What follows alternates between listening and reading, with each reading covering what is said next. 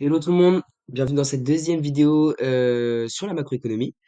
Donc on avait vu la dernière fois la fonction de consommation, c'était le chapitre 1A. Aujourd'hui on voit le chapitre 1B sur la fonction d'investissement. Donc c'est la suite, j'espère que vous avez vu la première vidéo, au moins que vous l'avez compris parce il va un peu aborder les mêmes notions à certains moments.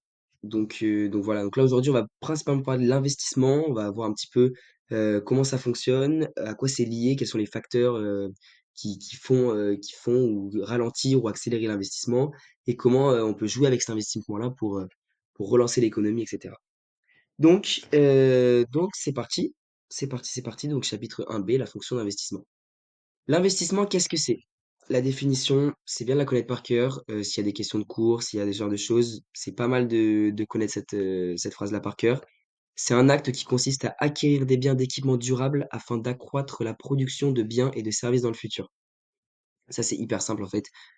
Ça veut dire que on va acheter des machines pour la production future. Tout simplement, mettons que je suis dans un bar, je vends des cafés, je veux vendre encore plus de café, j'achète 3 machines de café en plus.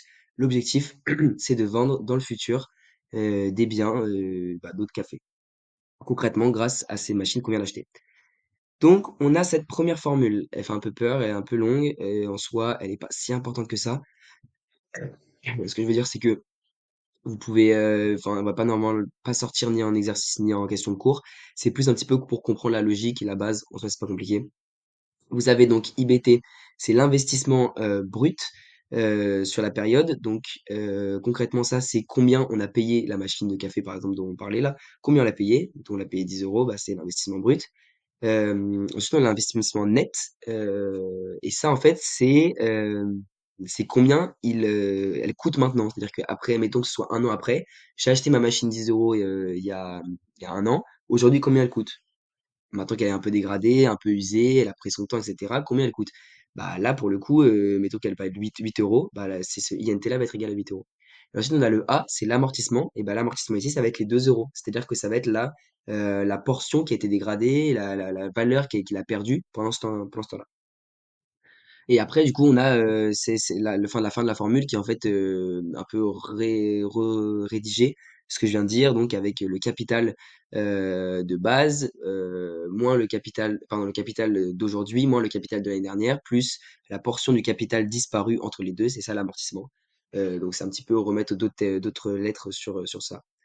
Donc c'est un peu le principe de l'investissement. Ce qu'il faut comprendre, c'est que dans le futur, eh bien, ça se dégrade. Le taux d'intérêt. C'est principalement ça qu'on va utiliser pour l'investissement parce que c'est la base en fait, pour savoir est-ce que c'est utile ou non d'investir. En fait, donc tout d'abord on va l'appeler R ou I, soit l'un soit l'autre dans chacun des exercices, dans tout ça va être soit R soit I, beaucoup R principalement. Ça c'est le taux d'intérêt, il est fixé donc par la banque centrale, la BCE, c'est elle qui la donne à tout le monde, il y a pas de différence. En fait, ça, c'est ce qui détermine ce qu'on doit rembourser ou gagner forcément. Donc par les obligations gagnées et remboursées par les intérêts, forcément, crédit bancaire. Donc pour ce cours-là et globalement pour les investissements, on va se baser sur le fait que tous les investissements sont faits à crédit bancaire. On va partir du principe qu'il n'y a pas de fonds propres, les entreprises n'ont pas d'argent de base, elles utilisent, enfin tout ce qu'elles investissent, c'est grâce à des crédits qu'elles font par les banques. Donc c'est pour ça que c'est important de savoir par rapport à la rentabilité parce que on part du principe que tous les investissements, eh bien, il y a des emprunts à rembourser derrière. Et donc pour savoir si, bah, un investissement, il faut le faire ou pas, il faut savoir si c'est rentable. Et on va voir pourquoi par ce qu'on appelle le TRI. Donc le TRI ou EMC. Encore une fois, là, vous avez une citation qui, pour le coup, enfin, est quand même hyper importante. Enfin, pas une citation, mais une définition qui est hyper importante. Si on va, il y a de grandes chances qu'au mi-terme, ce genre de questions tombe. Qu'est-ce que le TRI? Et ça, pour le coup, vous sortez la définition là, par cœur, vous la sortez mot pour mot. Ça vous rajoute des points. C'est un peu long à prendre, mais c'est pas mal. Donc, c'est le taux d'actualisation P qui rend égal à zéro la différence entre la valeur présente de l'investissement et ses revenus escomptés. C'est un peu complexe dit comme ça. Concrètement, le TRI, ça va être le petit p, donc c'est un taux. De la même manière qu'un taux d'intérêt, c'est la même chose. Ça va être un taux, donc un pourcentage, qu'on va utiliser pour savoir si l'investissement est rentable ou pas. Le petit p, donc ce taux-là, vous pouvez le retrouver dans la formule. Il s'agit donc, par exemple, là, vous voyez Rn1 sur 1 plus p. C'est ce petit p-là qu'on appelle le TRI. Et c'est celui-là qui est hyper important pour nous. Donc, on a cette formule-là, c'est la formule générale, c'est la formule générale de l'investissement pour savoir si on gagne de l'argent ou non. Et bien, celle-là, c'est celle qui nous permet de savoir le TRI. Je peux vous l'écrire, je peux vous la décrire un petit peu, pardon. On a I0. I0, c'est l'investissement de ce qu'on achète. On a acheté une machine 10 euros. Et ben, c'est ça, c'est la valeur de ce qu'on a acheté, c'est 10 euros. Ensuite, on a c'est RN qui signifie donc les revenus nominaux. En fait, c'est ce que va nous rapporter notre investissement chaque année sur telle période. Par exemple, le RN1, ça va être sur l'année 1. Sur l'année 1, eh bien, cette machine, par exemple, va nous rapporter 5 euros, par exemple. Et ben, c'est ça, ce RN1 qu'on va diviser donc par 1 plus le TRI. Et en fait, tout ça doit être égal à 0. Donc quand vous changez un petit peu tout, ça va vous permettre de trouver ce petit p qui est utile pour nous. Vous verrez plus tard après. Enfin, je dis plus tard, c'est maintenant en fait. Faut savoir pourquoi. Parce que ce TRI, ce petit p, et ben, une fois qu'il est comparé au taux d'intérêt, il nous permet de savoir est-ce que oui ou non il faut investir. Je m'explique. On a un taux d'intérêt, ça signifie donc ce qu'on doit rembourser à la banque. Et on a le TRI, ça signifie donc ce que va nous rapporter notre investissement. On a dit qu'on investissait grâce à ces emprunts-là. Donc concrètement, il faut que l'investissement qu'on fasse nous rapporte plus que ce qu'on doit rembourser à la banque. Sinon, on perd de l'argent. Donc pour ça, il faut que le TRI, ce petit p, soit supérieur à le taux d'intérêt, donc le R. Parce que comme ça veut dire que ce qu'on va gagner sera supérieur à ce qu'on va devoir rembourser. Et à ce moment-là, c'est rentable. C'est ce qu'on voit dans ce schéma-là. On a 4 situations, A, B, C, D. Ça, c'est en gros 4 TRI différents qui nous sont proposés. Donc, imaginons qu'on ait 4 investissements différents. C'est ces 4 investissements-là. Et donc, pour choisir dans lequel investir, on va comparer ça à un taux d'intérêt. Donc, par exemple, R2. R2, c'est un taux d'intérêt qui est posé par la BCE. Qu'est-ce qu'on remarque là? On remarque que les situations A, B, C, et ben, à ce moment-là, le TRI est supérieur à R2. Donc, c'est dans ces situations-là que il faut investir parce que on va gagner plus que ce qu'on va devoir rembourser. Alors que dans la situation D, eh ben, on voit bien que ce R2 est supérieur au TRI de la situation D. Donc, on va perdre de l'argent si on investit. Maintenant, ça, c'est une vision à court terme. Il faut imaginer que les taux d'intérêt, ils peuvent tout le temps changer. C'est la BCE qui les pose. Il les pose en fonction de plein de critères économiques, sociaux, etc. Et donc, du jour au lendemain, eh ben, la BCE peut changer les taux d'intérêt, les augmenter, les baisser. Donc, il faut anticiper. Là, c'est ce qu'on voit ici avec le R1. R1, là, qu'on a mis ici, c'est en gros un taux qu'on a anticipé. On est parti du principe que ça se trouve dans une semaine, et ben, le taux d'intérêt va augmenter de R2 à R1. Et bah, à ce moment-là, ça change tout au niveau des investissements. Parce que peut-être qu'on aurait investi si on était resté à S2, à R2, mais par exemple la situation C, et ben là on voit que le TRI, il est inférieur à R1. Donc si les taux d'intérêt augmentent jusqu'à R1, et ben là on ne sera plus du tout rentable pour C. Donc en fait, il faut réussir à anticiper comment seront les taux d'intérêt plus tard pour savoir quel investissement est le plus bénéfique en fait pour nous. C'est ce que je disais là. Donc pour que l'investissement soit réalisé, il faut que le TRI ou petit p soit supérieur au taux d'intérêt, donc petit r. Et donc, il faut prendre en compte l'évolution de la rentabilité et l'évolution donc des taux d'intérêt. Voilà. Donc, ça nous donne cette droite de la fonction d'investissement. Cette droite, elle est comment? Elle est décroissante, mais elle est toujours positive. Qu'est-ce qu'elle nous permet de voir? En fait, ça résume un peu ce que je viens de dire.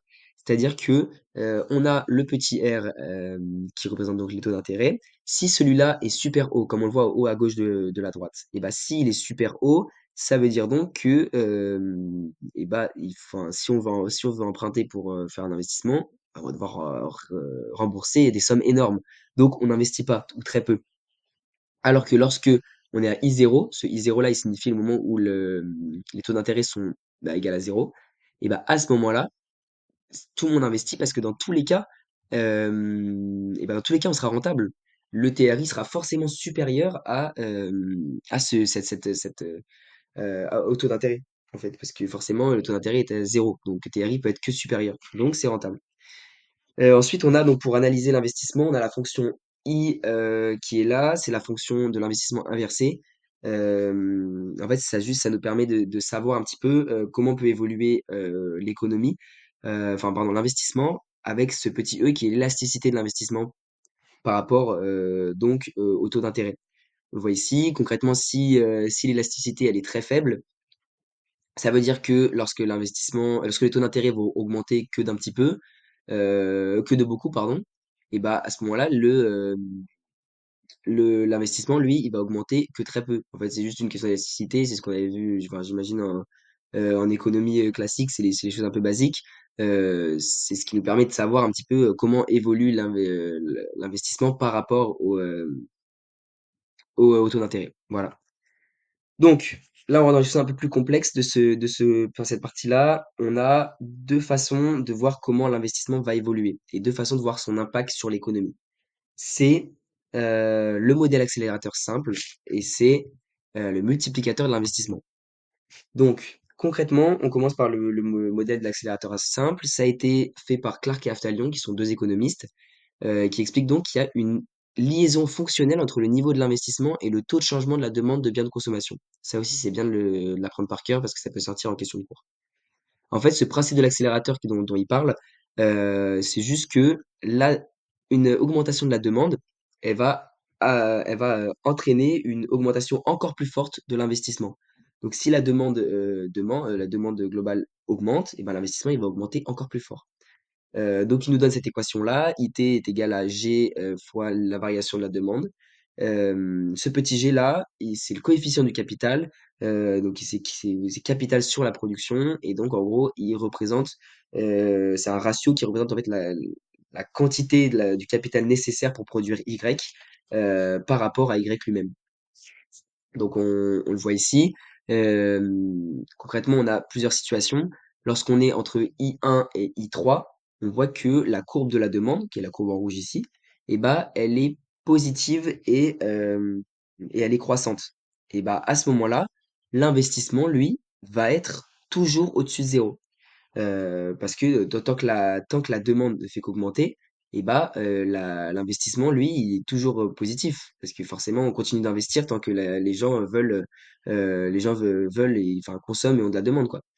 Alors que à partir du moment où la demande va commencer à baisser, là, l'investissement, il va être négatif. On va arrêter d'investir s'il y a de moins en moins de demande. C'est logique.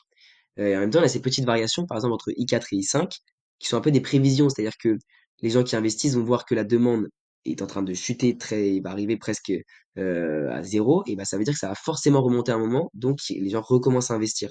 En fait, ça montre un petit peu la liaison entre cette demande et cet investissement. Et ça, c'est plutôt important pour le coup. Dernière chose, et pas des moindres, c'est le multiplicateur de l'investissement.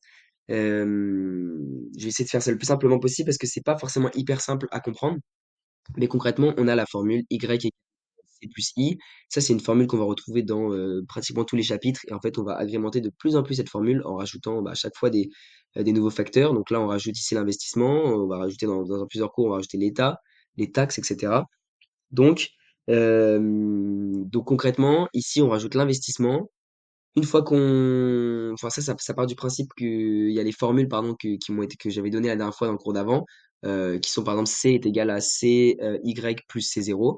Là, c'est ce qu'on va réutiliser lorsqu'on va, développer donc la formule qui est Y égale C plus I.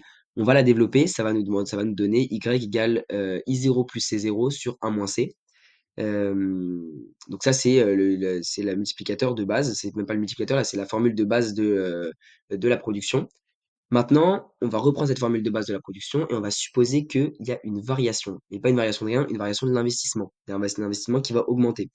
C'est-à-dire que par exemple, on avait fait un investissement de 10, on décide de racheter une machine, donc d'avoir un investissement de 5 en plus. Donc on a un investissement de 10 plus. Donc on a cette formule de Y prime. Donc c'est exactement la même chose, on développe, etc. On tombe donc sur la même formule, sauf qu'on rajoute en haut variation de I0. Et ben en fait, lorsqu'on va faire la différence entre Y' et Y, lorsqu'on va soustraire Y à Y', on va tomber sur le multiplicateur, ça va nous permettre de trouver en fait le multiplicateur de l'investissement, qui est ici donc variation de Y est égale à 1 sur 1 moins C fois variation de I0. En fait, ça, c'est un petit peu la formule globale. Et ce multiplicateur dont je parle là, c'est le 1 sur 1 moins C. C'est ça le multiplicateur de l'investissement. En fait, c'est lui qui fait la liaison entre la production, ou la variation de la production dans l'économie, et la variation de l'investissement. C'est-à-dire que si on a un multiplicateur qui est assez faible, et ben lorsque la production globale va augmenter, l'investissement, il va augmenter, mais assez faiblement. Même chose pour l'inverse, si l'investissement augmente beaucoup, et ben la production, elle va augmenter pas beaucoup. Et en fait, c'est lui qui permet de varier entre, enfin en fait, qui permet de faire le lien entre l'investissement et la production dans la société. Donc c'est ce qu'on appelle l'effet multiplicateur. Si plus ce petit c ici qui est le dénominateur augmente, si ce c augmente, et ben 1 sur 1 moins c va augmenter aussi. Et donc le lien entre les deux, l'effet multiplicateur est très fort. Voilà, j'espère que c'était assez clair. En soi, c'est pas un chapitre très compliqué, mais il y a quelques notions qui sont nouvelles et un peu pas forcément hyper simples à comprendre. Mais en soi, c'est assez logique. C'est assez logique. Juste qu'il faut comprendre, c'est donc le lien entre l'investissement, le taux d'intérêt, l'investissement et la production, et l'investissement et la demande. En fait, c'est ça qu'il faut comprendre, c'est que l'investissement est vraiment lié à tout. Ces trois choses-là. Si vous avez les trois trucs, ça le fait sans problème. Moi, je vous laisse là. Je vous conseille encore une fois d'enchaîner sur la troisième vidéo sur le chapitre 1C. Et comme ça, vous aurez fini le chapitre 1. Mais encore une fois, si vous avez des questions sur quoi que ce soit, vous m'envoyez un message sur Instagram. Voilà, Axel-LRY2. Et je vous répondrai avec plaisir. Allez, ciao!